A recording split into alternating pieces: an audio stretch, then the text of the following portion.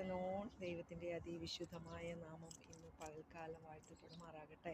യെശയ്യാ പ്രവചനം 41-ാം അധ്യായം അതിൻ്റെ 10-ാം വാക്യത്തിൽ കർത്താവ് ഇപ്രകാരം പറയുന്നു, ഹാലേലൂയ. പെടേണ്ട, ഞാൻ നിന്നോടുകൂടെയുണ്ട്. ഭ്രമിച്ചു നോക്കണ്ട, ഞാൻ നിൻ്റെ ദൈവമാകുന്നു. ഞാൻ നിന്നെ ശക്തീകരിക്കും, ഞാൻ നിന്നെ ബലപ്പെടുത്തും. എൻ്റെ നീതിയുള്ള വലങ്കരം കൊണ്ട് ഞാൻ നിന്നെ താങ്ങും. ഹാലേലൂയ. എന്നെ കേൾക്കുന്ന സഹോദരങ്ങളെ, നിങ്ങൾ എന്തിനാ ഭയപ്പെടുന്നത്? എന്തിനാണ് നിങ്ങൾ ഭയപ്പെടുന്നത്?